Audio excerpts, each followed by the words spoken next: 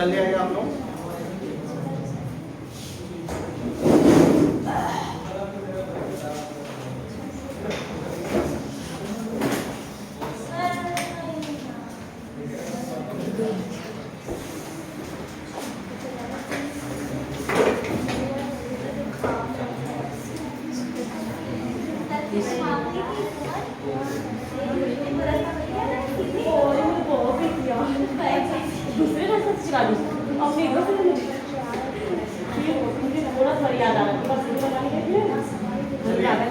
Good morning class. आज एक topic है एथिक्स, और कल हम लोगों ने थोड़ा बहुत एथिक्स के बारे में इंट्रोडक्शन दिया था। आज हम लोग इसी टॉपिक को लेके आगे बढ़ेंगे। एथिक्स को लेके क्या बढ़ेंगे, आगे बढ़ेंगे कि क्या है एथिक्स। आज मैं प्रॉपर एकदम एथिक्स क्या है, नीति शास्त्र क्या है, ठीक, इससे संबंधित जितने भी मुद्दे हैं उस पर हम लोग डिस्कशन करेंगे। इससे आगे क्वेश्चनों पे चर्चा करेंगे। तो पिछले क्लास में आप लोगों ने पढ़ ही दिया है थोड़ा बहुत, एक रोड मैप तैयार किया, इसका सिलेबस क्या है, कैसे क्वेश्चन बनते हैं, सब बता दिया कि हम नहीं बताइए, ठीक। अब जैसे नीति शास्त्र की अगर बात किया जाए तो सभी लोगों को पता है कि यह मानव के द्वारा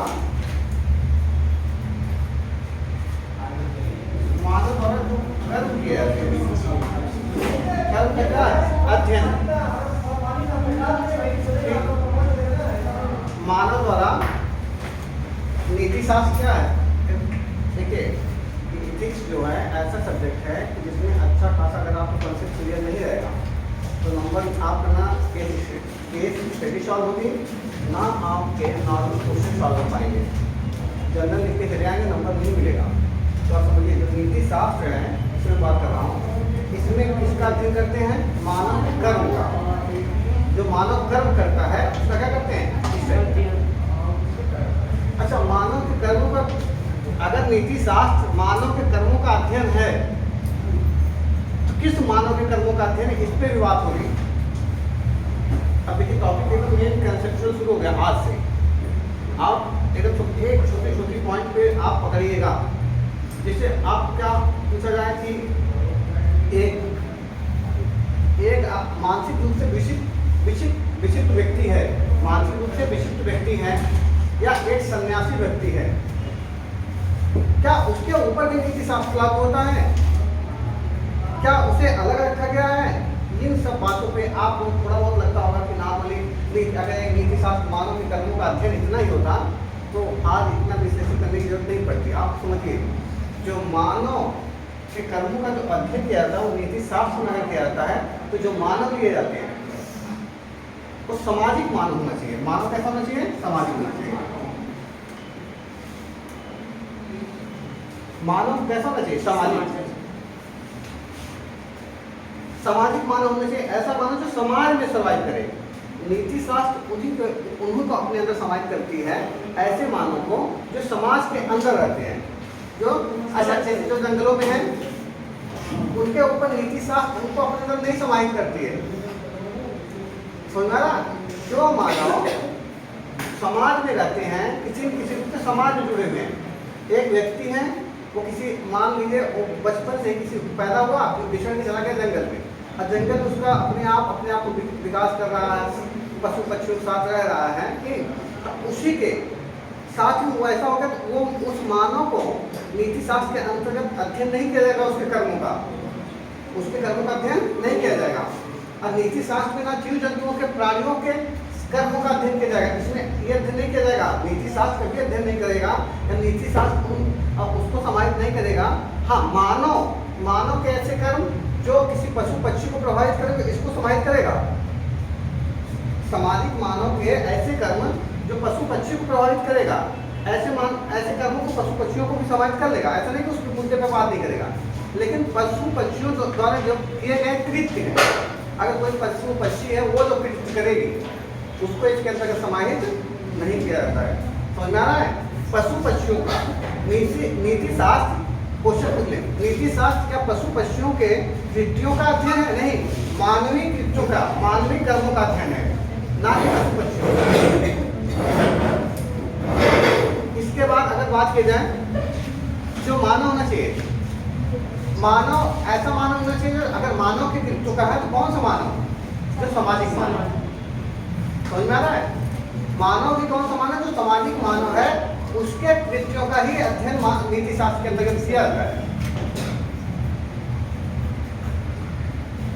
इतना सबको क्लियर है? इसके बाद जो मानव होना चाहिए, समाज में भी मानव आप देखेंगे, एक मानव ऐसा होगा जो समाज में रह के लिए आपके हमारे परिवेश में बहुत सारे लोग हैं, ऐसे लोग हैं जो समाज में हैं, लेकिन समाज में होने के बाद भी वो मानसिक रूप से, शारीरिक रूप से विक्षिप्त हैं। हमारे कोई व्यक्ति पागल है, मानसिक रूप से विक्षिप्त है, उसके द्वारा किए हुए कृत्यों को नीति शास्त्र के अंतर्गत नहीं रखा जाएगा, उसे बाहर कर दिया जाएगा। तो जब जो मानव है, एक तो सामाजिक होना चाहिए, दूसरा क्या होना चाहिए? सामान्य होना चाहिए। सामान्य का मतलब उसका मेंटल स्वास्थ्य बेहतर हो, मेंटल स्वास्थ्य, शारीरिक स्वास्थ्य, समझ में आ रहा है? ये सब बेहतर होना चाहिए। तब उसके जो द्वारा जो कृत्य किया जाएगा, जो उसके द्वारा कार्य किया जाएगा, उसका अध्ययन किया जाता है नीति शास्त्र। समझ में आ रहा ना?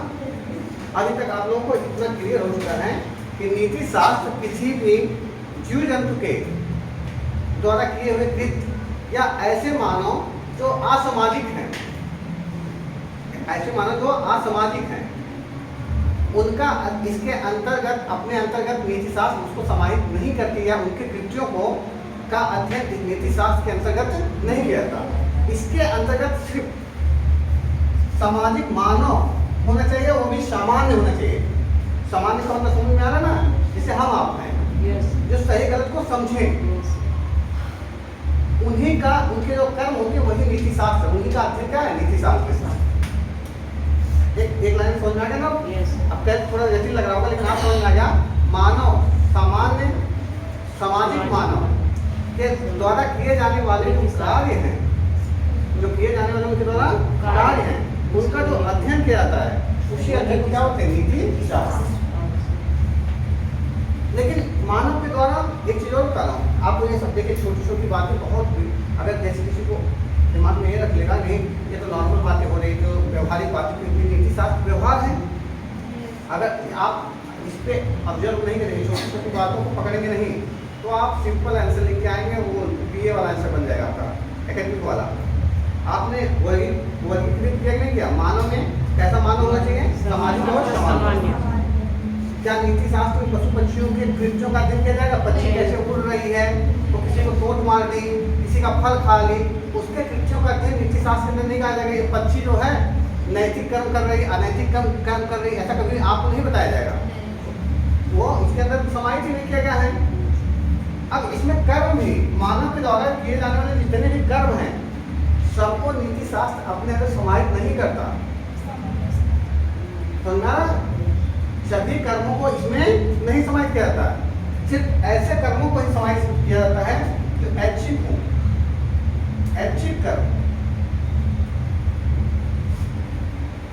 ऐच्छिक कर्म ही ऐच्छिक मानव के द्वारा, सामाजिक सामान्य मानव के द्वारा किए जाने वाले ऐच्छिक जो कर्म होते हैं, जो ऐच्छिक कर्म मतलब जो अपनी इच्छा से करे। जैसे आप क्या हैं, आप अपने यहाँ पढ़ना है, अपनी इच्छा से आए होंगे, ये आपका ऐच्छिक कर्म है। अगर इसी क्लास में कोई व्यक्ति हो, कोई लड़का हो बैठा हुआ है, लड़की बैठी हुई, छात्र छात्रा कोई है, उसके घर वाले ने भेजा, उसका इच्छा नहीं थी अंदर से, उसकी इच्छा नहीं थी, उसके घर वालों ने भेजा, नहीं आपको जाना पड़ेगा, वो अपने इच्छा के विरुद्ध अनैच्छिक बोला जाएगा, अनैच्छिक कार्य बोला जाएगा। अब वो आके बैठ गया तो बोला अनैच्छिक कार्य। अब अनैच्छिक कार्य कर रहा होगा तो उसे नीति शास्त्र के अंतर्गत अध्ययन नहीं किया जाएगा। ऐच्छिक कार्य, ऐच्छिक कार्य पे ही बात करता है सिर्फ नीति शास्त्र। आप समझ में आना पूरा?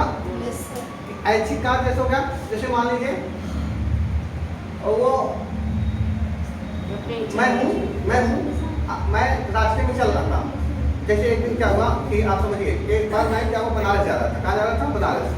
बनारस जाते समय ठंड का मौसम था, तो मेरे जो वूलन जो कपड़े थे वो क्या हो गए थे, थोड़े गंदे हो गए थे।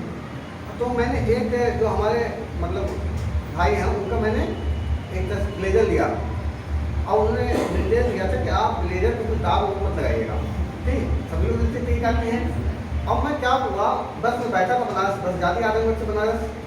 अब आजमगढ़ बनारस वाले पूर्वांचल के लोगों को क्या होता है, पान गुटखा फुटकार खाने वाले होते हैं। अब एक व्यक्ति जो है बैठा हुआ था गुटखा खा के, अब उसने क्या किया, जब पीछ मारा, उसने पीछ मारा, पीछ मारने के बाद उसका बस चलेगी तो उसका क्या हो जाएगा, हवा की वजह से, विंड की वजह से उसका पीछ कहाँ आएगा, हमारे ऊपर आ गया।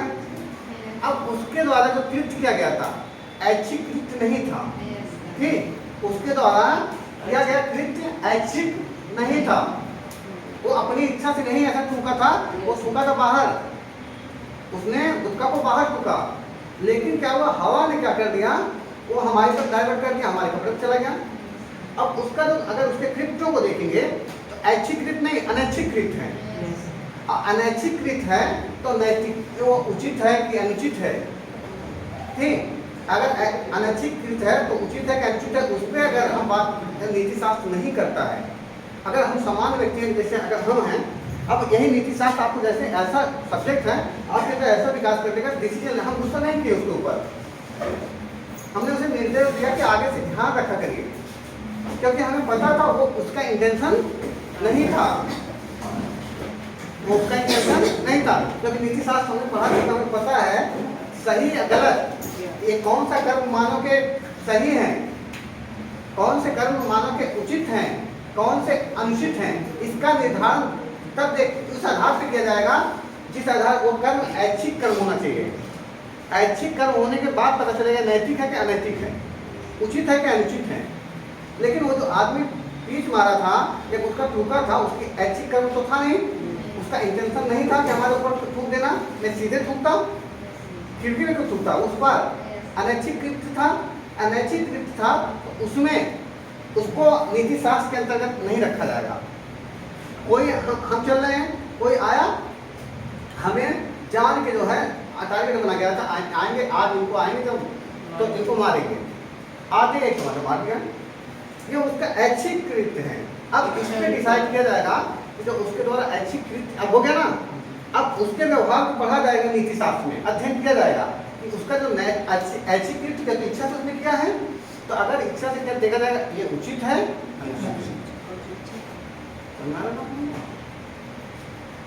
तो अब नीति शास्त्र के अंतर्गत जो कर्म होते हैं वो ऐच्छिक होना चाहिए। अब पूरा आपका रोड मैप निकल के आया होगा। नीति शास्त्र सामाजिक मानव, सामाजिक सामान्य जो मानव है, जिसका मेंटल हेल्थ बेहतर है, शारीरिक रूप से स्वस्थ है, ठीक, उसके द्वारा किए जाने वाले ऐच्छिक कर्म का अध्ययन नीति शास्त्र कहलाता है। अब क्लियर हो गया, नहीं हो गया? एक क्वेश्चन, हाँ सर, ऐसा है कि मतलब जो एक एग्जाम्पल लेते हैं कि अगर किसी ने मदिरा पी रखा है, हाँ, और एक सामान्य व्यक्ति है, हाँ, जो मदिरा पीने वाला वो किसी भी गालियाँ दे रहा है उस व्यक्ति को, और उसने जो है उसको जमा के लगा दिया खूब बढ़िया से एक थप्पड़, तो इसमें कहाँ नैतिक और अनैतिक, कहाँ पे हाँ। इनका क्वेश्चन है कि एक व्यक्ति है, वो मदिरा पान किया हुआ है, मदिरा पान करने के बाद आप जानते हैं, अच्छा कह मदिरा पान कर रहे हैं तो आप जानते हैं कि इसका स्वास्थ्य नकारात्मक प्रभाव डालेगा, पहले बात पता है आपको, ठीक, ये आप ऐच्छिक कृत्य कर रहे हैं। और उसके बाद मदिरा पान करने के बाद भी अगर आप लोगों के पास थोड़ा बहुत अनुभव होगा तो आप देखें मदिरा पान करने के बाद आप पहचानते हैं, आप पहचानते हैं कि ये रास्ता घर पे जाता है, ये आपके यहाँ पे, आपको दिमाग काम कर रहा है, गाली दे रहे थे दिमाग पे है भाई, कुछ भी याद किए हो तो दिमाग चल रहा तभी गाली दे रहे हो, एक पर्टिकुलर व्यक्ति को गाली दे रहे हो। अब क्या है, ये ऐच्छिक कृत्य है, आपका ये कृत्य ऐच्छिक है, लेकिन आप जो आप इसका अध्ययन किया जाएगा ये उचित है कि अनुचित है। आप किसी को गाली दे रहे हैं, उचित अनुचित का आधार के ही मानक तैयार करता है नीति शास्त्र। अब इसमें देखा जाएगा अगले आदमी को, अब इसे यही देखा जाएगा बेंथम के अनुसार, बेंथम के अनुसार देखा जाएगा। तो बेंथम के अनुसार ये जो व्यक्ति है जिसको आप गाली दे रहे हो, बेंथम कहता है कि उचित वह कृत्य है, कोई भी कर्म मानव के द्वारा अगर ऐच्छिक रूप से किया जा रहा है तो वही होगा, उचित उससे माना जाए कि सही है। सही कार्य माना जाएगा जब उसे जो कर रहा व्यक्ति उसे सुख मिले। उसे क्या मिले? सुख। लेकिन अब इनके ऊपर आप कर रहे हैं तो इनको क्या मिला? सुख मिल रहा है। इस गाली आप देंगे तो सुख मिलेगा नहीं। तो इन्होंने क्या किया? अनैतिक कृत्य कर रहे हैं। अनैतिक कृत्य कहा जाए या अनुचित काम कर रहे हैं। सही कहें तो अनुचित काम कर रहे हैं, अनुचित कृत्य कर रहे हैं। और दूसरा व्यक्ति तमाशा मार दे रहा है, जान के मार रहा है। इसके लिए सरकारी तरीके हैं। सरकार को काम आपको सौंपना चाहिए, सरकार को आप कंप्लेन करना चाहिए। आप भी क्या कर रहे हैं? अनुचित कार्य कर रहे हैं। दोनों लोग अनुचित काम कर रहे हैं। समझ में आ रहा है? अब आगे चलेंगे तो और स्पष्ट हो जाएगा। जो ऐच्छिक कृत्य है, ऐच्छिक कर्म दो तरह के हो सकते हैं, एक उचित, दूसरा अनुचित।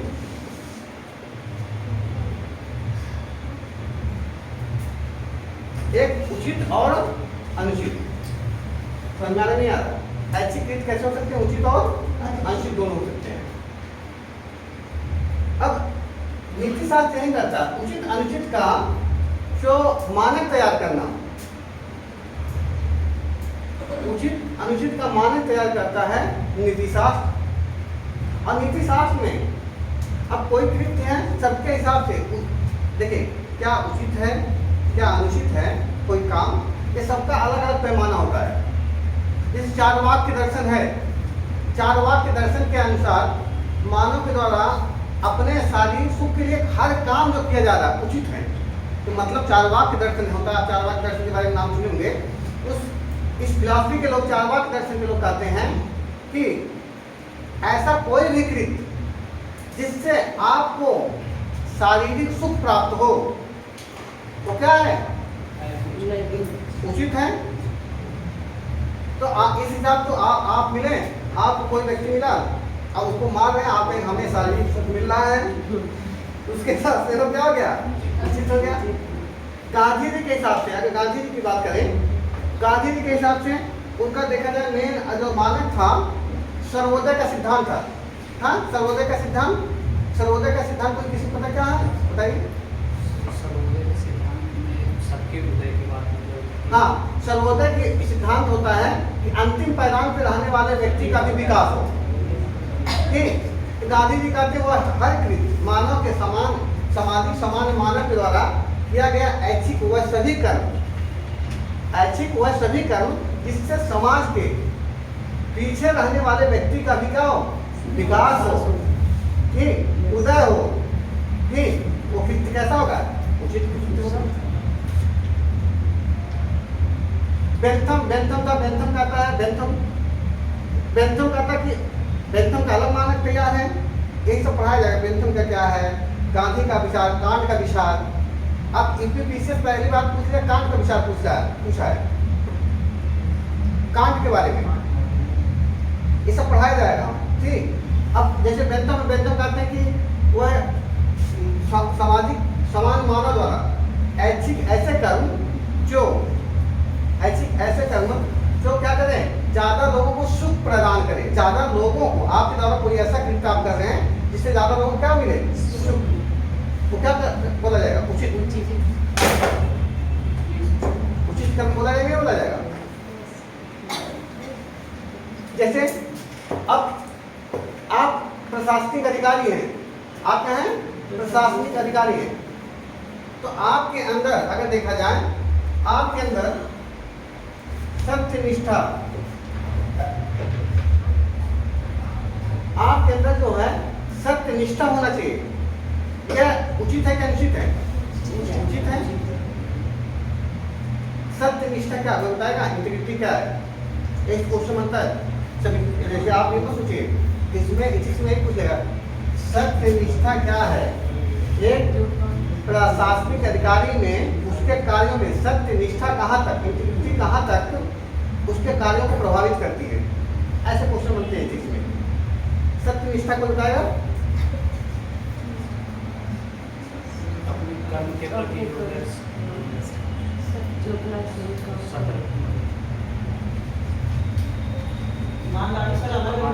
ईमानदारी अलग है। ईमानदारी, इंटीग्रिटी, ऑनेस्टी ईमानदारी तो अलग है ना, ईमानदारी, सत्यनिष्ठा, यही सब पढ़ना पड़ता है। इस चीज में ना आपका एथिक्स ऐसा सब्जेक्ट है कि आपको मानसिक रूप से मजबूत बनाता है। सर जो सही से काम करना सत्यनिष्ठा क्या होता है, अब देखिए अगर बता ही दे रहा हूँ आप लोगों को।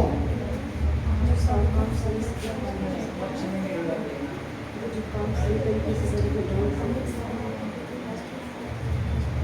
सत्यनिष्ठा अगर देखा जाए सुनो, 3 आयामों को लेके सत्यनिष्ठा काम करता है, 3 आयाम पे निर्भर है। एक देखिए सत्यनिष्ठा की बात होती है जब, इसमें एक आयाम विचार, दूसरा है वचन, तीसरा है कर्म, अब बीच में हमारा सत्यनिष्ठा है,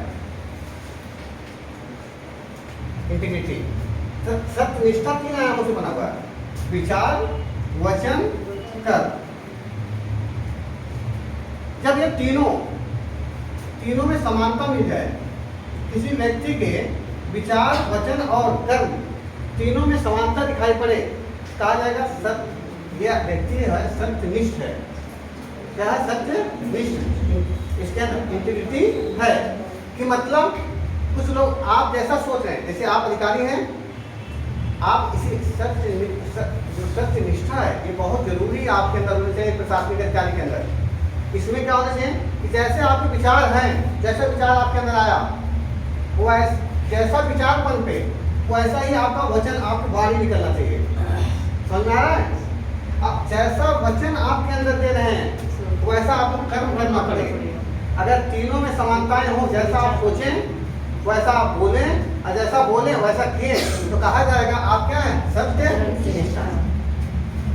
अगर आपके अंदर सत्यनिष्ठा रहेगी तो लोग आपको क्या करेंगे? लाइक करेंगे, आप दानी रहेंगे, क्योंकि लोगों का विश्वास आपके प्रति बढ़ेगा। जैसे आप मान लीजिए आप कोई आपके यहाँ आया, कोई एक व्यक्ति आया आपके पास, वो कोई एक व्यक्ति आया पीड़ित है, वो क्या है? पीड़ित है। मान लीजिए वो कह रहा है कि एग्जाम्पल स्वरूप वो आया और उसका क्या कर रहा है, दिखा रहा है कि देखिए हमारा जो है इतना पोर्शन मेरे शरीर का विकलांग है। क्या है? विकलांग है। अब वो फिजिकली दिख भी रहा है कि विकलांग है, उसके बाद उसने मेडिकल रिपोर्ट भी बना के लाया है। अब जितना विकलांगता का नियम होता है उस आधार से क्या हो रहा है? सेट हो रहा है। क्या हो रहा है? सेट हो रहा है कि देखिए इतना जो है, इतना विकलांगता का नियम होता है, उस हिसाब से मानक हिसाब से इसे विकलांग से छूट दिया जाता है, या समझ रहा है, उसको हम ये प्रमाण पत्र प्रदान कर सकते हैं। आप अधिकारी बने हैं, विकलांग जिलाधिकारी मान लीजिए ऐसे एग्जाम्पल स्वरूप बने हैं। ऐसी कंडीशन में ये तो आप जब देखेंगे तो आपके अंदर विचार आएगा कि ये लीगल है, विचार आ गया, आप उससे कहेंगे, उसको वचन देंगे, हाँ आप लीगल पाए जा रहे हैं, आप काम क्या करेंगे? आप जाइए, 2-3 दिन बाद आपका पेपर्स बनकर तैयार रहेगा। आपने वचन को दे दिया, अब 3 दिन बाद आ रहा हो तो आपने उस पेपर को अगर तैयार कर दिया है, ठीक, क्योंकि 2-3 दिन आप देख लिए थे, तो आप क्या सत्यनिष्ठ, आपके अंदर सत्यनिष्ठा है, आपके अंदर इंटीग्रिटी है। इसका यहाँ पर व्यवहारिक होना चाहिए। सत्यनिष्ठा हर इंसान को होना चाहिए। पर्सनालिटी डेवलपमेंट में मेजर पार्ट है। जो आप कह दिए, जो सोचे, जो किए, और जो आपने जो किया, सोचा कि जो वचन के तीनों में समानताएं होनी चाहिए। अगर ऐसे लोग में लोग लाइक करते, कोशिश आप जैसे दिखे, आपके अंदर सत्यनिष्ठा रहेगी, आप किसी से उधार मांगे, किसी से उधार मांगे तो लोग आपको दे देंगे नहीं, क्योंकि आप उधार मांगते अगला आदमी कहता है हम आपको इतने दिन में वचन क्रिएट करता है, हम इतने दिन में दे देंगे। अगर उसने ऐसा कृत्य किया, वापस किया, तो अगली बार फिर उससे क्या होगा? कुछ भी मांगेगा, मिलेगा। सत्यनिष्ठा प्रशासनिक अधिकारियों का मूल कहा जाए, मूल आयाम। अगर किसी प्रशासनिक अधिकारी में सत्यनिष्ठा नहीं है तो वो निरर्थक है। उसके अंदर कहा जाएगा सत्यनिष्ठा का अपोजिट भ्रष्टाचार होता है, एक तरह देखा जाए तो। आप लोगों से कभी पूछा जाए एक प्रशासनिक अधिकारी में आपके अंदर क्या है? सत्यनिष्ठा है? तो आप बोलेंगे हाँ हमारे अंदर सत्यनिष्ठा, कुछ नहीं, सत्यनिष्ठा होती क्या है? जो आपने सोचा, इसे अब कोई, अब इसमें देखिए सत्यनिष्ठा कैसे तोड़ी जाएगी? सत्यनिष्ठा आपको कोई तोड़ेगा भय दिखा के, इसे आपको लगा उस विकलांग व्यक्ति को बना देना चाहिए। तब तक कोई विपक्ष में, मान लीजिए कोई पक्ष में, इस समय सत्ता पक्ष का कोई मंत्री नेता है, उसने आप किसी कारणों से दबाव दे रहा है कि आप उसका कार्ड मत बनाइएगा, आप उसका काम रोक दीजिए। जो विकलांग व्यक्ति उसका कार्य आपको लग रहा कि नहीं उसको तो हमने वचन भी दिया सही है सब कुछ है, लेकिन आपकी सत्यनिष्ठा तोड़ी जाएगी आप प्रशासनिक अधिकारी बनेंगे तो उसका कारण होगा या तो कोई भय दे रहा है आप देखिए, अगर आप बना दिए हो सकता है वो जो विकलांग आदमी हो उसका उस नेता से अच्छा ना बनता हो, वैचारिक मतभेद हो, तो अब ऐसी कंडीशन में वो मंत्री आपको डराएगा कि देखिए आप ये काम मत करिए, नहीं तो हम आपको क्या कर सकते हैं, आपको ट्रांसफर कर देंगे, कुछ कर देंगे, आरोप लगाएगा तरह तरह का। ऐसे में आप बनाए रखनी होगी आप अपनी सत्य निष्ठा, क्योंकि एक बार सत्य निष्ठा तोड़े फिर वो मंत्री आपको हमेशा डराएगा। अगर आपके जो कर्म हैं, जो कृत्य हैं वो उचित हैं तो आपको हमेशा सत्य निष्ठा बना के रखनी पड़ेगी। कभी कभी सत्य निष्ठा तोड़ने के लिए आपसे पूछा जाए, ऐसे इंटरव्यू में पूछा कि किसी इंसान की सत्य निष्ठा कैसे तोड़ी जा सकती है। अगर वो व्यक्ति लोभी प्रवृत्ति का होगा, कैसा होगा, लोभी होगा, भ्रष्टाचारी व्यक्ति होगा, अगर उसे लोग पैसा दिखा दिया कोई कि हम 5 लाख रुपए भेज रहे हैं लेकिन ये कृत्य मत करिए, तो अपनी सत्यनिष्ठा तोड़ सकता है। आप लोग ऐसा नहीं करेंगे, सत्यनिष्ठा बनाए रखेंगे, समझ में आ रहा? सत्यनिष्ठा तो एक प्रशासनिक अधिकारी में का अगर देखा जाए ऐच्छिक कर्म में, उसके ऐच्छिक कर्म में सत्यनिष्ठा भी समाज में नहीं होती है, उसके अंदर सत्यनिष्ठा भी होनी चाहिए, ईमानदारी भी होनी चाहिए, निष्पक्षता भी होनी चाहिए। आप अगर न्यायिक अधिकारी हैं तो आपके अंदर क्या होना चाहिए, निष्पक्षता, पक्षपात से आप ना करें, सभी लोगों को इक्वलिटी से लेके। समझ में आ रहा नहीं आ रहा? तो आप उचित अनुचित ये सब समझ में आ गया आप लोगों को? तो आप एक लाइन में लिख सकते हैं, अब क्लियर हो गया आप लोगों को कि नीति शास्त्र के अंतर्गत, हाँ लेकिन अच्छा एक चीज मैंने बोला था आप लोगों से, इसके अंतर्गत नीति शास्त्र के अंतर्गत हमने बोला कि सामाजिक समाज मानव द्वारा किए जाने वाले ऐच्छिक कर्म का अध्ययन किया जाता है। क्या अध्ययन करते हैं कि ये जो कर्म है वह उचित है कि अनुचित है। आप उसी के अंतर्गत ये भी तैयार करते हैं कि इस उचित और अनुचित कर्मों का कोई मानक तैयार करने पड़ेगा ना, कोई मानक तैयार करना पड़ेगा, कोई मानक आप तैयार करेंगे कि हाँ उचित अनुचित का कोई मानक तो तैयार करना पड़ेगा। इन सब का जो अध्ययन किया जाता है वही है नीति शास्त्र। उचित अनुचित कृत्य क्या है, कृत्य ऐच्छिक कृत्य क्या है, ऐच्छिक कृत्य ही आपको बताया गया था। ऐच्छिक कृत्य को क्या बोलते हैं, आचरण। ऐच्छिक कृत्य क्या बोलेंगे, आचरण। ऐच्छिक कृत्य क्या बोलेंगे, आचरण। तो ऐसा कोई बता सकता है कि सामान्य सामाजिक मानव द्वारा जो आचरण किया जाता है, जो आचरण किया जाता है उसका अध्ययन क्या है, नीति शास्त्र है। ये जो आचरण है ये उचित है, अनुचित है, ये आचरण उचित है, ये अनुचित है, इसका भी अध्ययन किया जाता है। पूरा क्लियर ढंग से बोला ना, ऐसा नहीं लगा नीति शास्त्र पढ़ाए जा रहे हैं और समझ में नहीं आ रहा, एकदम क्लियर है ना। इसको और भी देख सकते हैं, जो आचरण होता है, आचरण आपको समझ में आ गया? कोई पूछे आचरण क्या होता है तो मानव के द्वारा किए जाने वाले ऐच्छिक कृत्य को, जो अपनी इच्छा से कोई कृत्य करता है वही उसका क्या होगा, आचरण होगा। आचरण किससे बनता है, चरित्र से।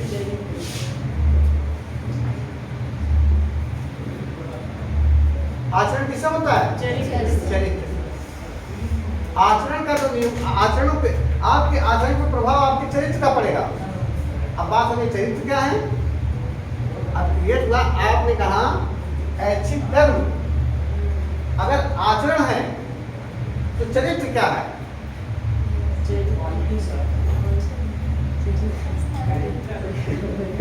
तो इंग्लिश आप बोल रहे हैं, ठीक, यही सब समझिए। जो किसी मानव के द्वारा जो काम क्रियाकलाप करता है वही आपका क्या है, चरित्र है। क्रियाकलाप का जो संकल्प आप लेते हैं, आपके क्रियाकलाप का जो संकल्प होता है वही आपका चरित्र है। तो हम ये भी तो कह सकते हैं, अगर नीति शास्त्र का और परिभाषा के रूप में बता सकते हैं कि सामाजिक सामान्य मानव द्वारा। Yes. देखिए मानव सामाजिक होगा, असामान्य भी होना चाहिए, वही नीति शास्त्र में आएगा, प्राणी कोई नहीं आएगा। ये क्लियर हो गया आप लोगों Yes. को? कोई क्या प्राणी प्राणी नहीं बोल, अगर बोल सकते प्राणी बोलेंगे तो उसको मानव क्या जाएगा। आप मैं बोल सकता हूँ पशु पक्षी, पशु पक्षी, पशु पक्षी जो हैं इनको क्या नहीं किया जाएगा, पशु पक्षियों को या इसके अलावा जीव जंतुओं को इसमें शामिल नहीं किया जाएगा। समझ में आ रहा है? Yes. इतना क्लियर हो गया ना। उनके द्वारा जैसे कोई अगर पक्षी है, वो पक्षी उड़ रही है या कोई कीट आया आपको काट लिया, तब कीट से नहीं कहेंगे आपका कार्य उचित है कि अनुचित है, आप नीति शास्त्र लाए उसका ध्यान नहीं होगा। ठीक, या बंदर आपको काट लिया तो आप ये नहीं कहेंगे बंदर देखा तो नीति शास्त्र इसका अध्ययन करो तो इसका जो किया गया कर्म है उचित है कि अनुचित है। ठीक, क्योंकि उसका कृत्य ऐच्छिक है, जान के कहता है। ठीक, तो लेकिन उसको इन्वॉल्व नहीं किया जाएगा, इसमें सिर्फ नीति शास्त्र में अध्ययन किया जाता है सामान्य मानव का, और वो भी सामाजिक होना चाहिए। ठीक, अब वो जो उसके द्वारा कृत्य भी जो किया जाना चाहिए ऐच्छिक है। जैसे मान लीजिए अनैच्छिक, मैं जा रहा था अचानक में किसी से, मान लीजिए जैसे कोई एक और लड़का जा रहा था, उससे मेरे जाने से उसको क्या हो गया, धक्का लग गया। मैं ऐसा इंटेंशन नहीं था, धक्का लग गया। अब जो धक्का लगने से गिर गया, धक्का लगने से क्या हो गया, गिर गया। अब ये अनैच्छिक कृत्य है मेरा, अब उसमें नहीं देखा जाएगा ये उचित है या अनुचित, इसका निर्धारण नहीं करेगा कौन, नीति शास्त्र। इसका अध्ययन नीति शास्त्र नहीं करेगा। समझ में आ रहा आप लोगों को? अगर आचरण जो होता है, आचरण का निर्माण चरित्र से मिलकर होता है। अगर मान लीजिए अगर गोला बनाया जाए तो अगर ये आपका अगर कहा जाए ये आचरण ऊपर, ठीक, आचरण के अंदर क्या होगा, चरित्र होगा। आचरण के अंदर क्या होगा, चरित्र। चरित्र से ही आपका आचरण का निर्माण होता है, जैसा चरित्र रहेगा आपका। समझ में आ रहा है ना? तो क्वेश्चन अगर कोई पूछे क्या चरित्र का प्रभाव आचरण में पड़ता है, पड़ता है। क्लियर है?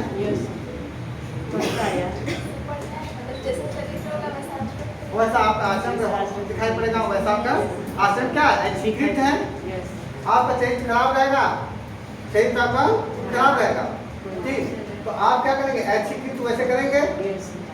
आप कोई पशु मिलेगा, कोई, हाँ एक चीज और मैं बताना चाह रहा हूँ, लेकिन अगर आपको दिमाग में ये भी क्लियर हो गया होगा कि सर बता रहे हैं कि जो इस नीति शास्त्र जो अध्ययन करता है वो समान मानव का करता है और उसके ऐच्छिक कृत्यों का करता है, पशु पक्षी इन सबको नहीं करता है। लेकिन मानव के द्वारा कोई कृत्य, मानव कोई ऐसा ऐच्छिक कृत्य कर रहा है जिससे चाहे पेड़ पौधे प्रभावित होंगे, चाहे कोई पशु प्रभावित होगा, अब उसका अध्ययन किया जाएगा। क्योंकि मानव द्वारा मानव में कृत्य इन्वॉल्व होगा कि मानव का कृत्य करना। जैसे मानव कोई है, उसने किसी पशु को मारा, किसी पशु को मारा, अब मानव ने पशु को मारा, यह कृत्य कौन कर रहा है, मानव। तो यहाँ पे इसका अध्ययन किया जाएगा। समझना, ये नहीं कि पशु आगे जिसको हटा जिस पर बातें नहीं होगी कि ये कर्म उचित है कि अनुचित है।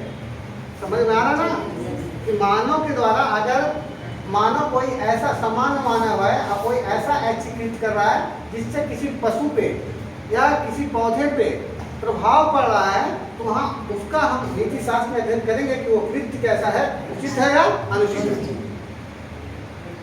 नहीं, इसमें भूकंप का, जैसे भूकंप है, भूकंप दो तरह से आते हैं, एक मानव जनित कारक होता है, एक प्राकृतिक कारक होता है। भूकंप जो है, भूकंप एक ऐसी आपदा है जो मानव जनित तथा प्राकृतिक दोनों कारकों से आती है, सबको पता है।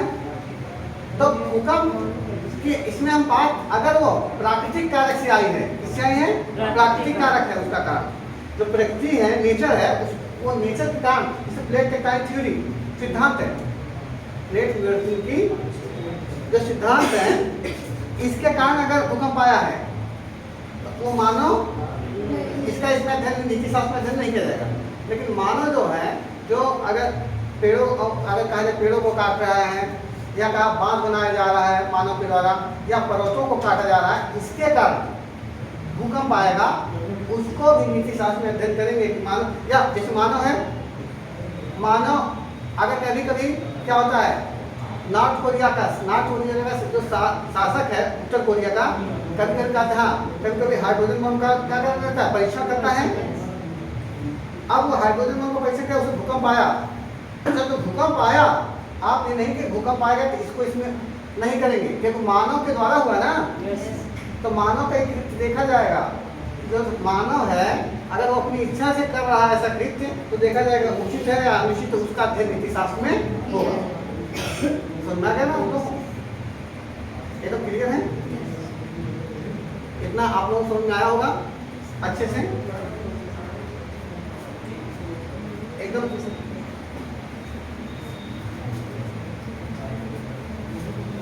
जैसे इसी में आप आगे पढ़ाएंगे, क्वेश्चन बना हुआ यूपीएससी का क्वेश्चन था कि पर्यावरणीय नीति शास्त्र क्या है। तो आप कभी ऐसे क्वेश्चन आए तो ये मत समझिएगा कि हमने सर कहे थे कि इसमें जंतुओं को पर्यावरण में तो मनुष्य भी आएगा और जीव जंतु भी आएंगे, आएंगे नहीं आएंगे, जीव जंतु मतलब पेड़ पौधे भी आएंगे, पशु पक्षी भी आएंगी। तो ऐसा नहीं कि आप इनके बारे में हमें नहीं अध्ययन करना है। नीति शास्त्र के अंदर पर्यावरणीय, क्योंकि मानव के द्वारा ऐसे गतिविधि जो मानव करेगा, ऐसा कोई कृत्य करेगा पर्यावरण में पढ़ेगा, उसका अध्ययन किया जाएगा। अभी इसको बताते हैं आगे।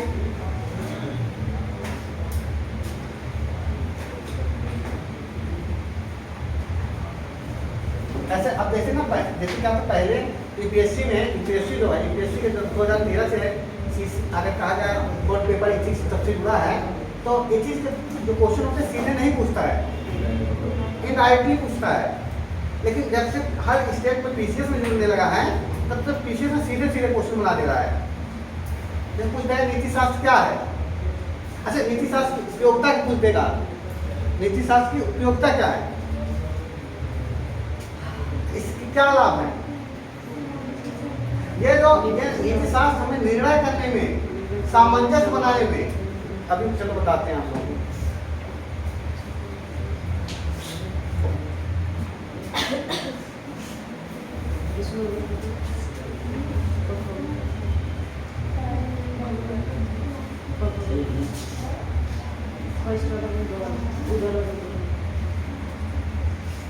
अगर बात करें जो नीति शास्त्र है, यह इसके हम इसको अगर इसका अध्ययन करके क्या करेंगे, इसका अध्ययन करके हम देखते हैं जो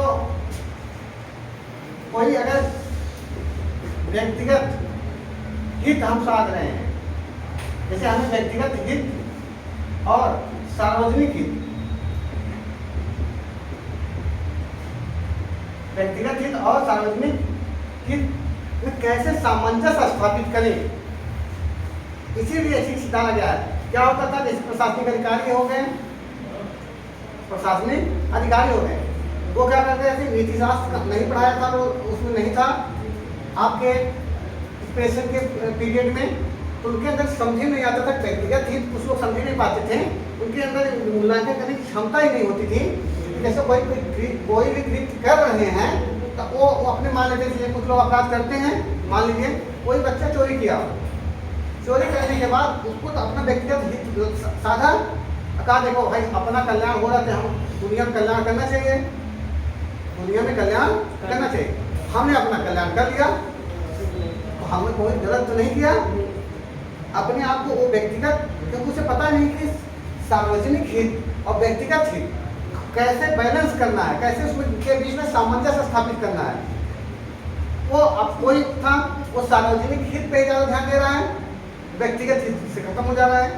हमें दोनों के बीच में बैलेंस साधने को बताती है नीति शास्त्र कि आप प्रशासनिक अधिकारी बनेंगे तो आपको व्यक्तिगत हित कितना रखना होगा, कितना सार्वजनिक। ऐसे देखते कहीं देखते आप लोग देखेंगे सरकार रोड बनाती, सरकार रोड बनाने के लिए पैसा देगी, ठेकेदार जो होता है वो उसे नीति शास्त्र पढ़ाई नहीं है, प्रशासनिक अधिकारी भी नहीं पहले पढ़े थे। अब उसमें कुछ लोग हर चीज़ पढ़ के नहीं, कुछ लोग पढ़ के भी क्या होते हैं, पढ़ती है तब भी अपने अंदर ग्रहण नहीं करते हैं, एक्सेप्ट नहीं करते हैं। लेकिन कुछ लोग जो होते हैं कि नहीं पढ़े तब भी उनके अंदर नैतिकता की चीज़ें अंदर अपने आप पड़ी हुई है। अब व्यक्तिगत हित क्या होता था पहले, अब जैसे आप कोई रोड बनाए, कोई रोड बनाते समय अगर बोला जाए व्यक्तिगत हित क्या हो, रोड बनाते समय आपने अपने प्रॉफिट के लिए उसमें चारकोल कम डाला, उसमें चारकोल कम डाला, या रोड के जो मानक थे उसके हिसाब से काम ना करके आपने कुछ पूंजी को बचा लिया, पूंजी को क्या कर लिया, बचा लिया। ऐसे में आप व्यक्तिगत हित देख रहे हैं, अपना प्रॉफिट कर रहे हैं। अब इससे क्या बाधित हो रहा है, सार्वजनिक। रोड कुछ दिन बाद क्या होगा, पहली बरसात पड़ेगी, रोड क्या हो जाएगा, खत्म हो जाएगा, रोड क्या हो जाएगा, खत्म हो जाएगा। इसके अलावा या कोई देखते हैं इसका प्रभाव क्या पड़ता है, आप देखते हैं कि इसमें सामंजस्य लोग स्थापित नहीं कर पाते हैं। लोग पुल बनाएंगे, पुल बना, उद्घाटन हुआ, उसके बाद टूट जाता है।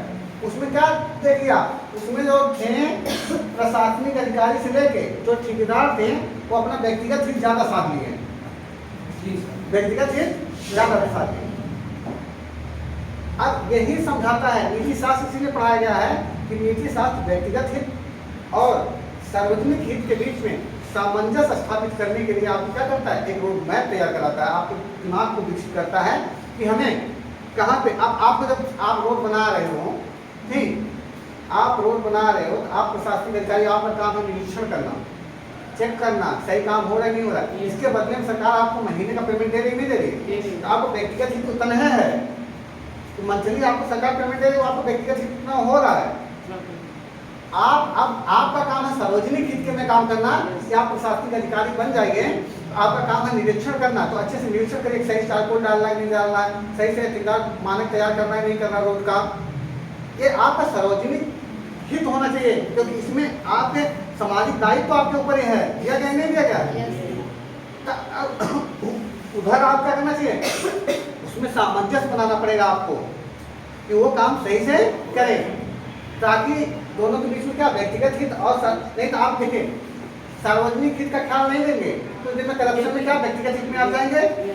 और तो जो व्यक्तिगत हित साधित ना उस दिन में आप व्यक्तिगत हित साधने की वजह से आप क्या हो जाएंगे, नष्ट हो जाएंगे, जेल में चले जाएंगे, बर्बाद हो जाएंगे। समझ में आ रहा है? इसके बीच में सामंजस्य कैसे स्थापित किया जाए ये सिखाता है नीति शास्त्र। कैसे, कौन सा कृत्य उचित है, कौन सा कृत्य अनुचित है, ये आपको बताता है कौन, नीति शास्त्र। कैसे अधिकतम सुख प्राप्ति किया जा सकता है, कैसे अधिकतम कोई मानव सुख प्राप्त कर सकता है, कैसे आप खुशी रह सकते हैं, वो सुख कैसा होगा, शारीरिक सुख होगा, मानसिक सुख होगा, कैसे आप प्राप्त कर सकते हैं, ये है बताएगा कौन, नीति शास्त्र। यही सब है नीति शास्त्र। समझा रहा?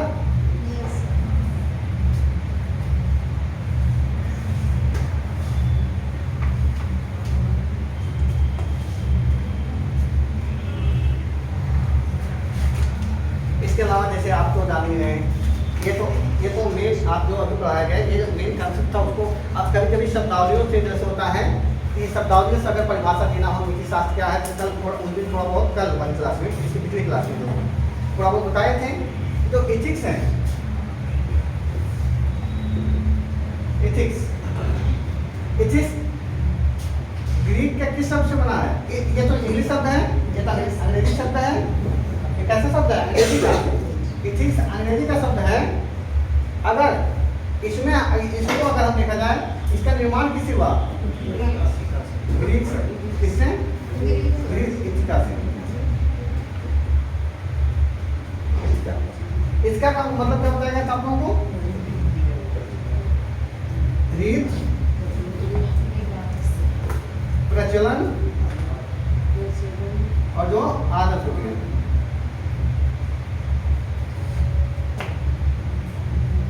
एथिका जो शब्द है, इसका अगर देखा जाए, इसका क्या अर्थ है, रीत, प्रचलन, आदत। हम कह सकते हैं कि नीति शास्त्र में एथिक्स से ही तो है, इसके अंदर रीति, प्रचलन, आदत, इन सब का क्या करते हैं, अध्ययन करते हैं। कह सकते नहीं कर सकते हैं। फिर अगर दूसरे हिसाब से देखा, शब्दावली के हिसाब से इसको परिभाषित किया जा रहा है नीति शास्त्र को, तो हम कह सकते हैं अगर एथिक्स बना है एथिका से, और एथिका का मतलब होता है रीति, प्रचलन, आदत। रीति, प्रचलन, आदत, तो हम कह सकते हैं ना रीति, प्रचलन, आदत का अध्ययन क्या है,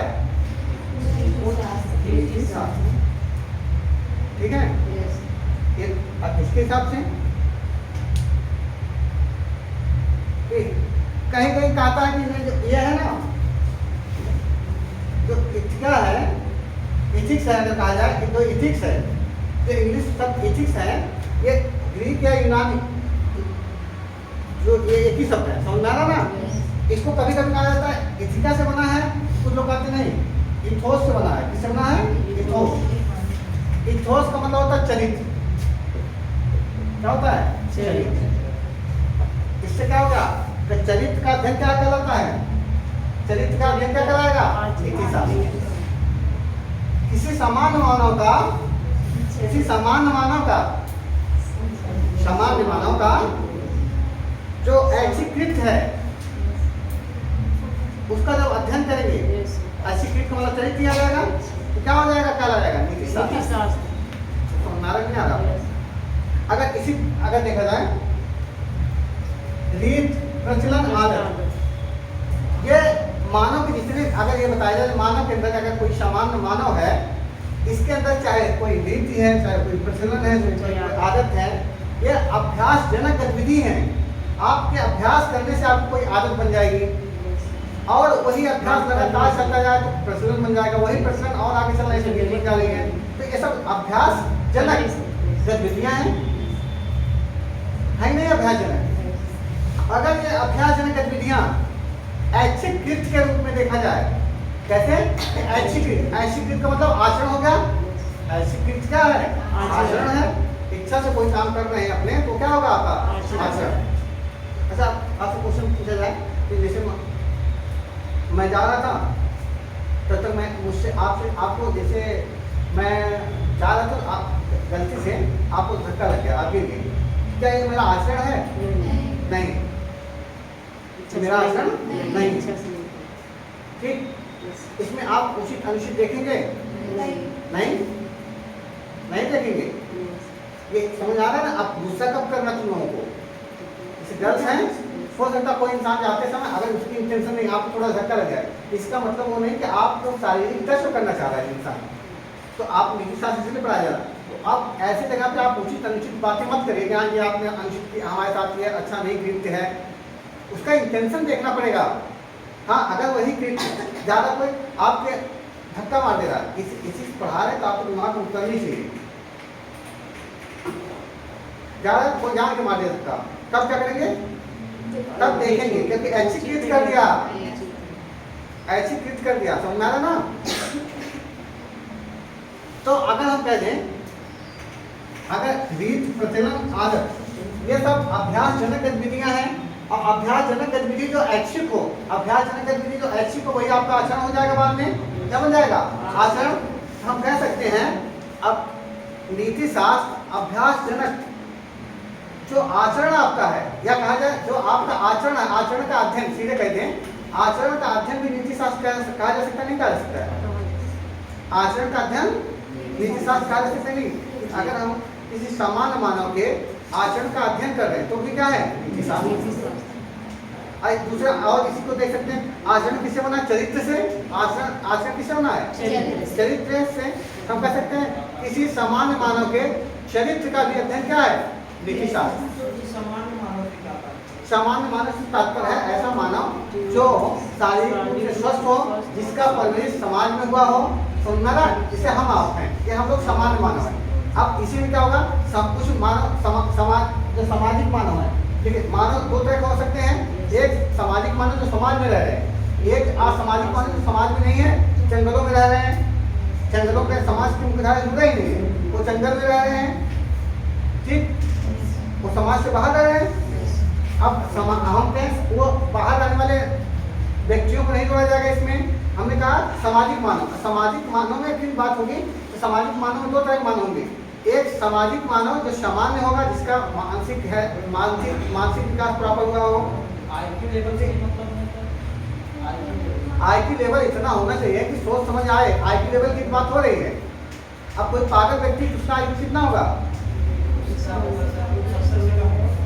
IQ लेवल उसका जो है कितना होगा? तब IQ तो पढ़ाया जाएगा आपको, ठीक।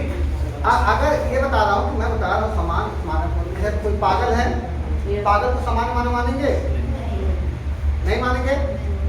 उनको निकालना, उनको इंक्लूड नहीं, उनके द्वारा किए हुए कृत्य को उचित अनुचित नहीं देखेंगे।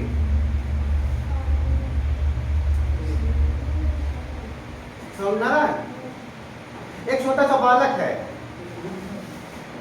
जिसको अभी समझ नहीं है, वो आपको ऐसे तमाशा मार दिया, तब उसका कहें कृत्य इसका नैतिक है अनैतिक है समझे ना। या आप छोटा सा बच्चा पैदा हुआ है, ठीक, उसे खिलाने ले जा रहे हैं और उसने लात मारा, आपको पैर लग गया, भाई छोटा बच्चा हो उसे क्या पता कौन सा प्राणी उठाया है, ठीक, आप लग गया। उसके बाद जो है आप कह नहीं है देखिए ये ऐसी कृत्य क्या है, जान के पैसा लाया है, आप ये उचित होगा क्या उचित होगा, इन सबको नहीं, समान माना होना चाहिए। जैसे हम आप हैं, समझा रहे ना, आगे ना। अब इसके बाद बात होती है, अगर लिखवा देंगे कुछ कल भी नहीं कुछ लिखवाए थे, लिखवा दे कुछ लिखवाइए, ठीक है।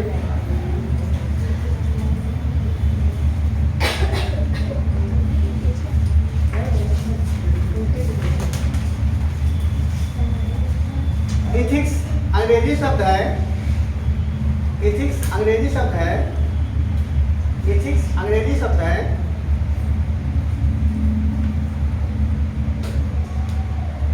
एथिक्स अंग्रेजी शब्द है जिसकी उत्पत्ति ग्रीक शब्द, जिसकी उत्पत्ति ग्रीक शब्द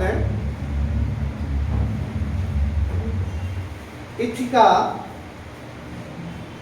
जिसकी उत्पत्ति ग्रीक शब्द इथिका से हुई है।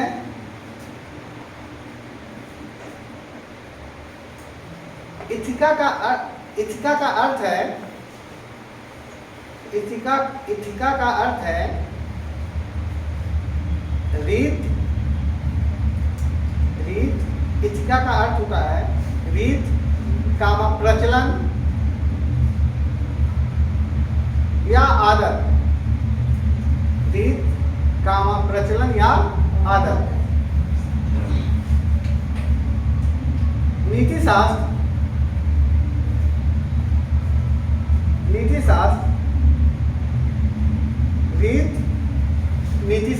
रीति, कामा प्रचलन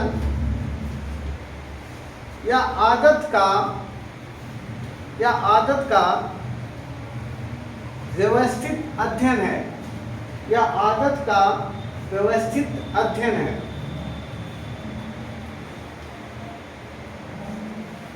व्यवस्थित अध्ययन है, या ठीक है, पैराग्राफ चुन के लिखिए। प्रचलन, पैराग्राफ चुन के लिखिएगा। प्रचलन, कामा रीत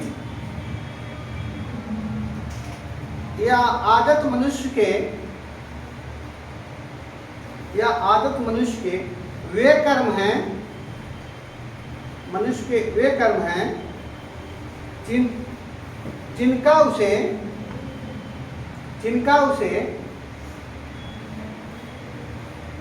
अभ्यास हो जाता है, जिनका उसे अभ्यास हो जाता है।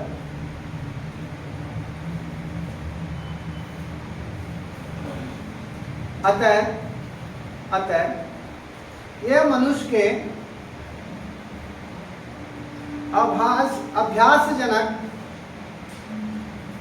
मनुष्य के अभ्यासजनक आचरण होते हैं। आचरण होते हैं।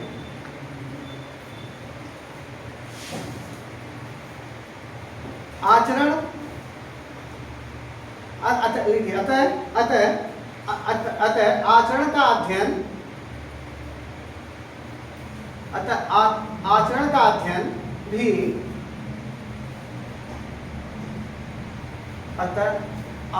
अध्ययन भी नीति शास्त्र कहलाता है।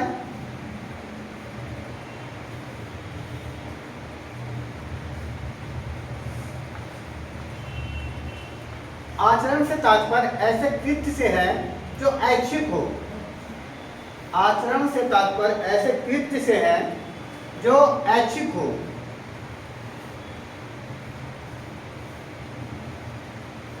ऐसे कृत्य से हो, जो आचरण का तात्पर्य ऐसे कृत्य से है जो कैसा हो, ऐच्छिक हो। अच्छा, आचरण का अध्ययन कर रहे हैं तो इसे आचरण शास्त्र भी, नीति शास्त्र को आचरण शास्त्र भी बोल सकते हैं, बोल सकते हैं। अतः नीति शास्त्र को आचरण शास्त्र भी कहा जाता है। अतः नीति शास्त्र को आचरण शास्त्र भी कहा जाता है।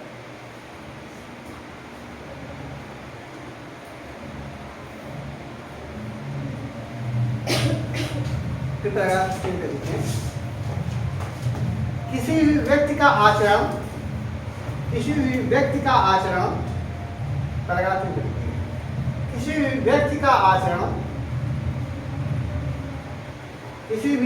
का आचरण उसके चरित्र द्वारा निर्धारित किया जाता है। उसके चरित्र द्वारा निर्धारित किया जाता है। उसके चरित्र द्वारा निर्धारित किया जाता है।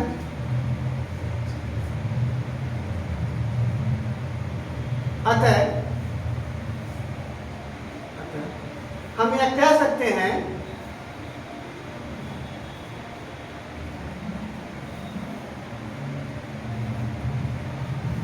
नीति शास्त्र एक चरित्र विज्ञान है।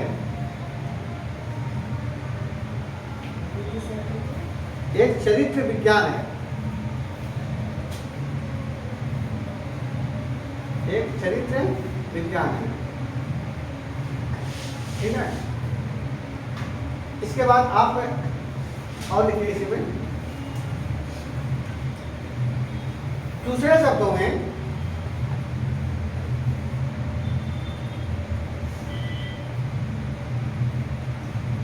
नीति शास्त्र को हम इस तरह ही परिभाषित कर सकते हैं कि नीति शास्त्र को हम इस तरह भी परिभाषित कर सकते हैं कि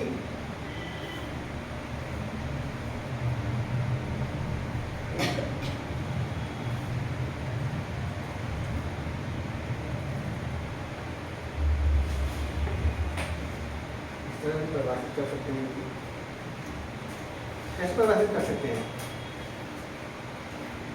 सामान्य देखिए, सामाजिक सामान्य मानव द्वारा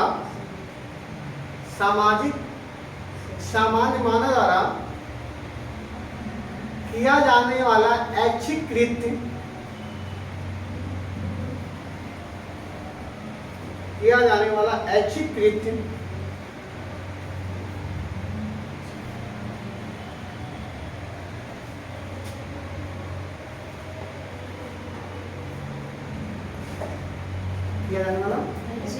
ऐच्छिक कृत्य का अध्ययन भी नीति शास्त्र कहलाता है,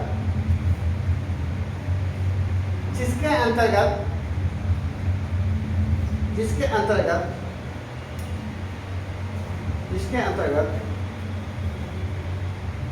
ऐच्छिक कृत्य उचित है या अनुचित है, जिसके अंतर्गत ऐच्छिक कृत्य उचित है या अनुचित है,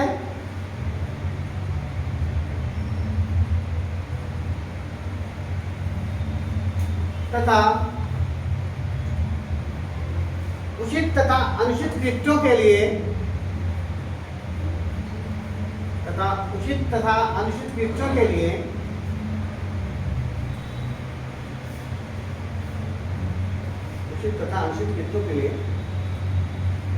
भी मानक तैयार किए जाते हैं।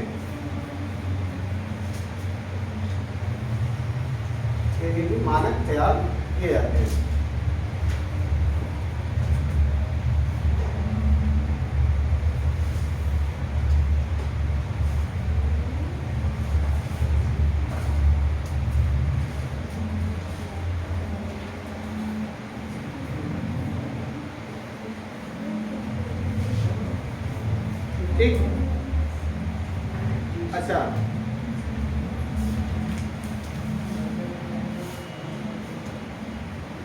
अब इसके बाद उनका क्वेश्चन बना सकता है एथिक्स, क्या एथिक्स शास्त्र एक विज्ञान है या नीति? अगर दूसरे शब्द बोला जाए, मैं एथिक्स शास्त्र बोल रहा हूँ, क्या नीति शास्त्र, इंग्लिश में दोनों को निकल गया है, मैं बोलना चाह रहा हूँ क्या नीति शास्त्र जो होता है एक विज्ञान है? आपसे यूपीपीसीएस में या यूपीएससी में पूछा जा सकता है क्या नीति शास्त्र एक विज्ञान है? अगर है तो आप इसे परिभाषित करिए। ठीक, अभी तो आप लोग अपने हिसाब से कर देंगे, लेकिन जो जिसमें नंबर मिलेगा उस हिसाब से बताना पड़ेगा ना हमें। चलिए बताइए नीति, अच्छा चलिए बताइए आप नीति शास्त्र विज्ञान कैसे है?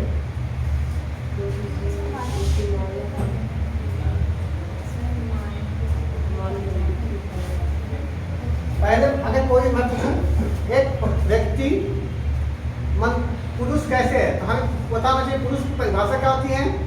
अगर पुरुष बता रहे हैं, पुरुष की परिभाषा में वो व्यक्ति फिट कर गया, क्या हो जाएगा? पुरुष हो जाएगा। कोई व्यक्ति है, अभी चलिए समझना है आपको। अच्छा इसमें आगे लिखिए थोड़ा सा, आगे थोड़ा सा लिखिए। नीति शास्त्र के माध्यम से, नीति शास्त्र के माध्यम से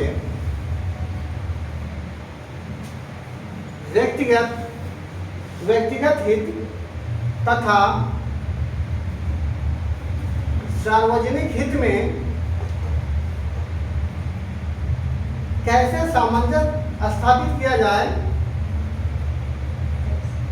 कैसे सामंजस्य या समन्वय स्थापित किया जाए,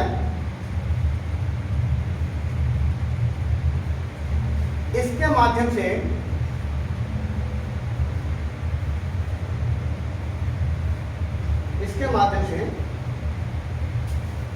एक निर्णय पर पहुंचा जा सकता है। इसके माध्यम से एक निर्णय पर पहुंचा जा सकता है।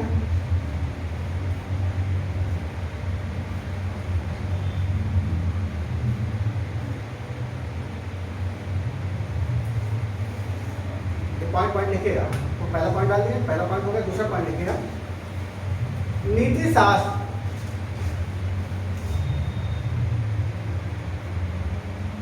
शास्त्र के माध्यम से, नीति शास्त्र के माध्यम से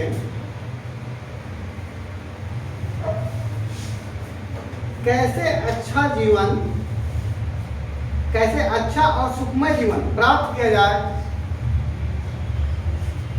कैसे अच्छा और सुखमय जीवन प्राप्त किया जाए, इसका पता चलता है।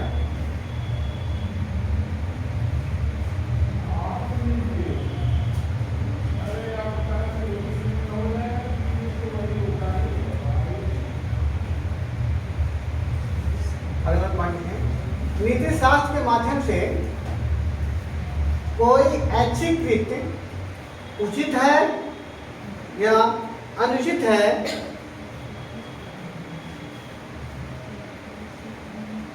कोई ऐच्छिक कृत्य उचित है या अनुचित है उसका पता चलता है। कोई ऐच्छिक कृत्य उचित है या अनुचित है इसका पता चलता है।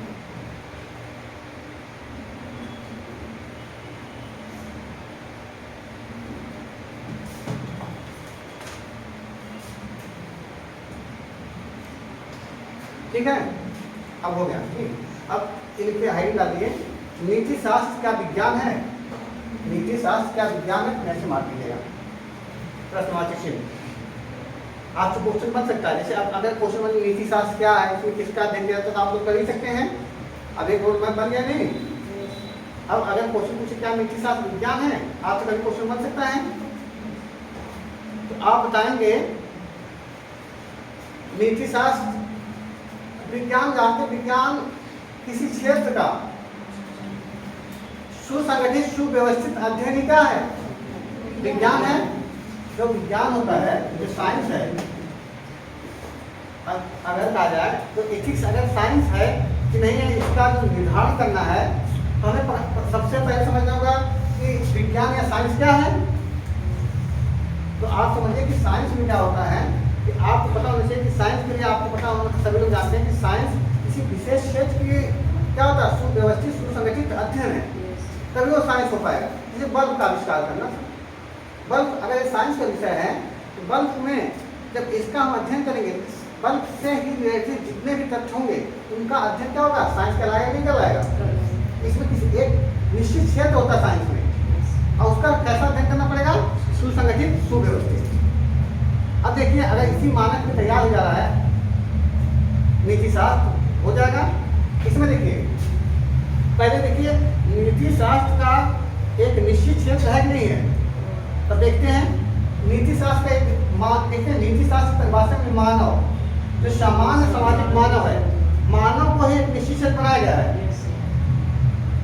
पहला कंडीशन फॉलो हो गया विज्ञान का। इसके बाद मानव के जो कृत्य हैं, जो मानव के ऐच्छिक कृत्य हैं, जैसे कृत्य हैं ऐच्छिक कृत्य हैं, उसका हम क्या करते हैं, व्यवस्थित अध्ययन भी करते हैं इसके अंतर्गत। अतः हम कह सकते हैं कि विज्ञान एथिक्स क्या है, एक विज्ञान है, साइंस है, क्योंकि इसमें हम व्यवस्थित मानव के जो कृत्य हैं उसका हम क्या कर रहे हैं, व्यवस्थित अध्ययन भी कर रहे हैं, और जो खाली मानव तक केंद्रित है, मानव को मेन मान लिया जा रहा है, और मानव के ही कृत्यों से, मानव से अगर पशुओं पर प्रभाव पड़ रहा है तब हम उसको इन्वॉल्व कर रहे हैं नीति शास्त्र में। एक निश्चित क्षेत्र भी इसका है, साइंस है। साइंस आप जानते हैं दो प्रकार की साइंस होती है अगर बात की जाए, एक वर्णनात्मक साइंस होती है, विज्ञान कौन सा होता है, वर्णनात्मक विज्ञान, डिस्क्रिप्टिव साइंस। दूसरा क्या होता है, आदर्श मूलक,